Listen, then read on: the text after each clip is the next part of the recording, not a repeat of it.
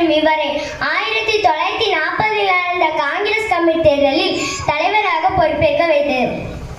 ஒத்துழையாமை இயக்கம், உப்பு சத்தியாகிரகம் மற்றும் 1942 நடைபெற்ற ஆகஸ்ட் புரட்சி போன்ற போராட்டங்களில் கலந்து கொண்டார்.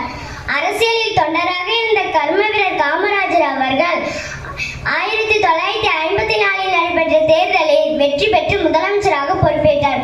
9 ஆண்டுகள் முதலமைச்சராக இருந்த பெருமைக்குரியவர். படிக்காத மேதை என்ற புகழுக்கு சொந்தக்காரராக இருக்கும் கர்ம வீரர் காமராஜர் அவர்கள் குழந்தைகள் அனைவரும் தினமும் பள்ளிக்கு வந்து கல்வி கற்க வேண்டும் என்பதற்காக சத்துணவு திட்டத்தை அறிமுகப்படுத்தினார். ஏழை மாணவர்களும் படிக்க வேண்டும் என்பதற்காக பள்ளி கட்டடங்களை நிறுவினார். அரசியலில் மிக உயர்ந்த இடத்தில் இருந்தாலும் எளிமையாக வாழ்ந்தவர். தன் நலம் கருதாமல் பிறர் நலம் கருதிய தியாக செம்மல் பெருந்தலைவர் காமராஜர் ஆவார். 1975 ஆண்டு அக்டோபர் 2ஆம் நாள் இவ்வுலகை விட்டு பிரிந்தார். நன்றி, வணக்கம். பாராட்டுக்கள்.